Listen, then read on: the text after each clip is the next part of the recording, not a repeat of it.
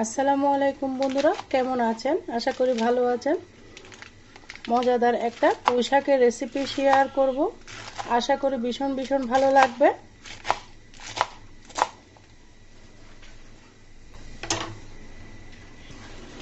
আজকে শেয়ার করব মজাদার একটা পুঁই শাকের রেসিপি। আশা করি বেশি ভালো লাগবে।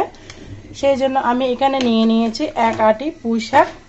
পুঁই শাকের একটা মজাদার রেসিপি শেয়ার করব, একদম ফ্রেশ। দেখতে পারতেছো কতটা সুন্দর শাকগুলা।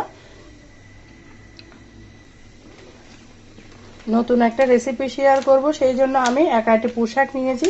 পাতাগুলোকে সুন্দর করে ডাঁটা থেকে আলাদা করে নিচ্ছি। দেখতে পারতেছো আমার তো দেখেই তো আমার কিন্তু পুঁই শাকটা ভীষণ একটা প্রিয় শাক বলতে পারেন, যেটা আমার কাছে যেমনি রাঁধি দেয় মজা লাগে। সেরকম একটা রেসিপি আজকে শেয়ার করব। আশা করি বেশি ভালো লাগবে। একটা লাইক দিয়ে সম্পূর্ণ ভিডিও দেখতে থাকো।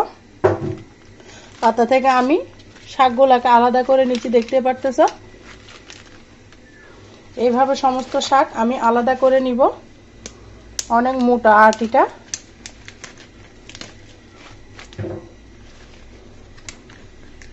ডাটাগুলা কিন্তু ফেলবো না, ডাটাগুলা দিয়েও শাকের সাথে দিয়ে দিব।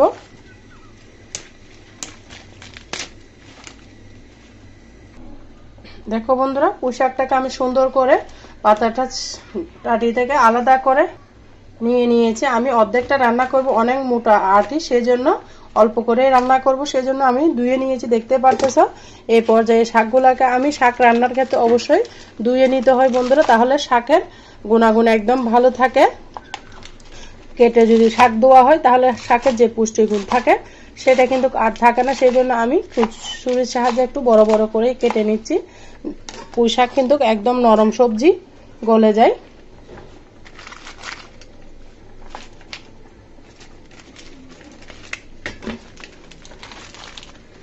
এইভাবে বন্ধুরা একবার হলো পুঁই শাক রান্না করে খেয়ে দেখো, খেতে কিন্তু অসাধারণ লাগে। তাই একটা লাইক দিয়ে সম্পূর্ণ ভিডিও দেখতে থাকো। ভিডিওটা স্কিপ করবে না, স্কিপ করলে হয়তো ভিডিওর কোনো অংশ বাদ পড়ে যাবে, বুঝতে পারবে না আমি কিভাবে এই পুঁই শাকটা রান্না করেছি মজা করে।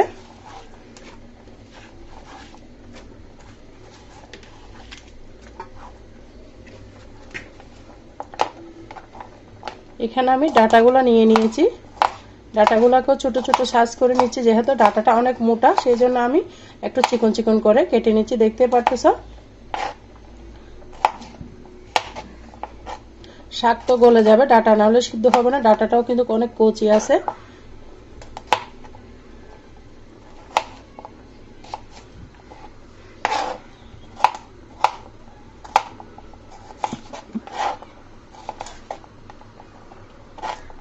একদম নিরামিষ পুঁই শাকের রেসিপি শেয়ার করব।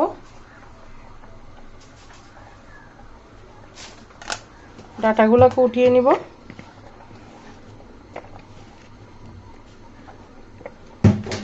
তারপর দিয়ে দিব আলু। আলুটা আমি আগে থেকে কেটেছি। একটা বেগুন দিব। বেগুনটা আমার ছাদ বাগানের বেগুন। বেগুনটাকেও আমি ছোট ছোট করে কেটে নিচ্ছি।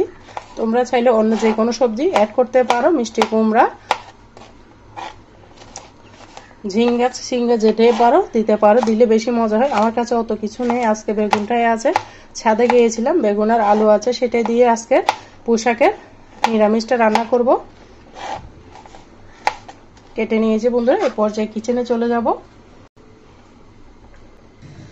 বন্ধুরা পুঁই শাকগুলো কেটে আমি এখানে চলে এসেছি চুলার মধ্যে। এখানে একটা পাতিল বসিয়ে দিয়েছি। দিয়ে দিচ্ছি পর্যাপ্ত পরিমাণের রান্নার রেগুলার সয়াবিন তেল। দিয়ে এখানে অ্যাড করে দিব 2টা শুকনো মরিচ, মাঝখান থেকে ছিঁড়ে দিয়ে দিলাম।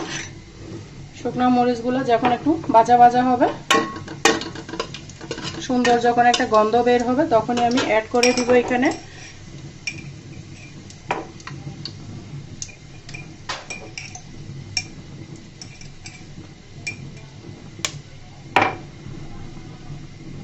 পাঁচফোড়ন। পাঁচফোড়নটা দিয়ে দিলাম।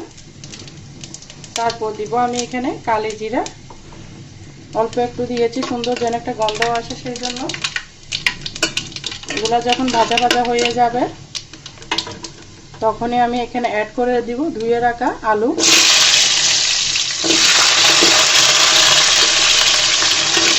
আলুগুলোকে ভাজা ভাজা করে নেব।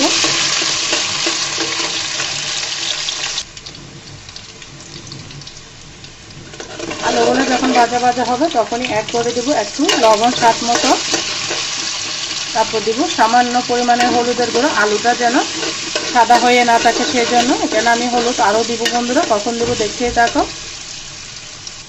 দিয়ে দিলাম কেটে রাখা ডাঁটাগুলো।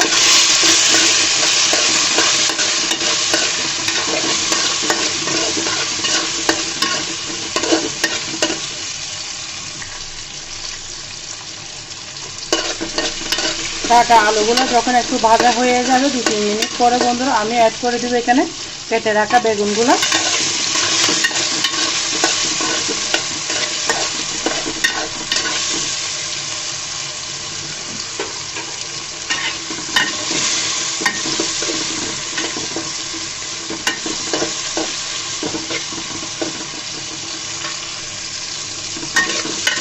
আলু আর বেগুনগুলো যেন একটু ভাজা ভাজা হয় তার জন্য আমি ঢাকনা দিয়ে রেখে দিলাম। ফিরে আসতেছি বন্ধুরা 2-3 মিনিট পর। দেখো বন্ধুরা ফিরে এলাম 2-3 মিনিট পর। আলু আর বেগুনটা ভাজা ভাজা হয়ে গিয়েছে, আলুটা কিন্তু সিদ্ধ হয়ে গিয়েছে দেখতে পাচ্ছ। এই পর্যায়ে আমি এখানে অ্যাড করে দিই কিছু শুকনো মশলা।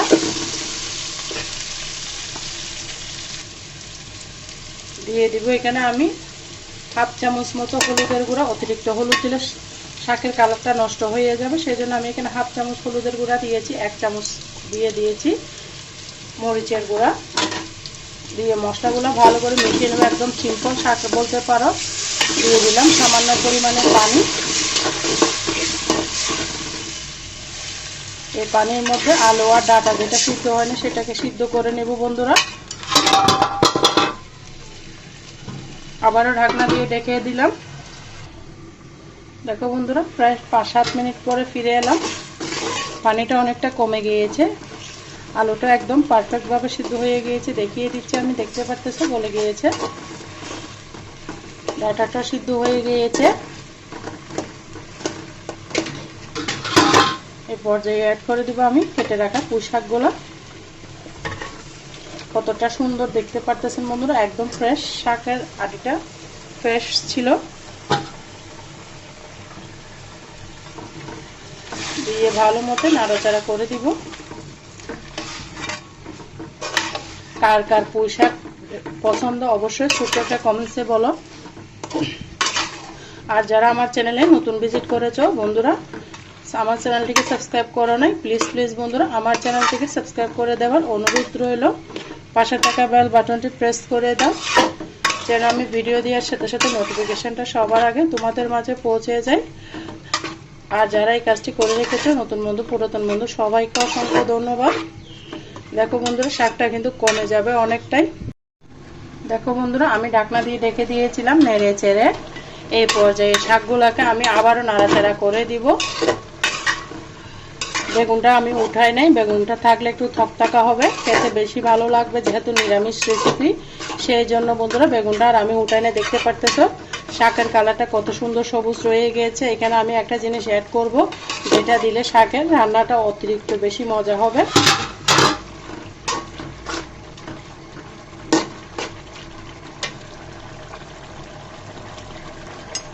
এখানে অ্যাড করে দিব আমি চিনি, 1/2 চামচ মতো চিনি দিয়ে দিয়েছি।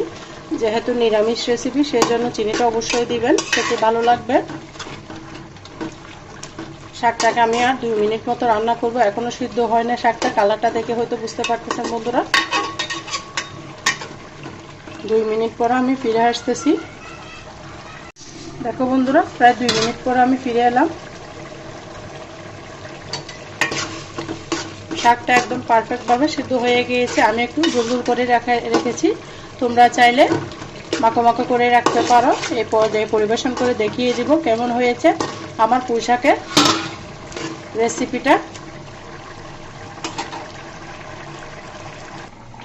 একটা বাটির মধ্যে আমি ঢেলে নিচ্ছি। আমি শাক রান্নার পরে কিন্তু একটা বাটিতে ঢালি ফেলি সবসময়, কারণ বাটির মধ্যে শাক রাখলে পাতিলে শাক থাকলে শাকের কালারটা নষ্ট হয়ে যায়, সেই জন্য রান্নার শেষে আমি সবসময় এই পাতিলের মধ্যে শাকগুলো উঠিয়ে নিই, পাতিল থেকে একটা বাটির মধ্যে ঢেলে ফেলি। কেমন হয়েছে আমার পুঁই শাকের নিরামিষ রেসিপিটা অবশ্যই ছোট্ট একটা কমেন্টসে বলবা বন্ধুরা। আর তোমরা যারা আমার সাথে এতক্ষণ পর্যন্ত ভিডিওটা জুড়ে আছো সবাইকে অসংখ্য ধন্যবাদ। সবার জন্য মন থেকে অনেক অনেক দোয়া রইল। আর আমার কথার মাঝে যদি কোনো ভুল ত্রুটি হয় সবাই আমাকে ক্ষমার দৃষ্টিতে দেখো। সবাই ভালো থাকো, সুস্থ থাকো। আল্লাহ হাফেজ। আসসালামু আলাইকুম রহমতুল্লাহি ওয়া বারাকাতুহু।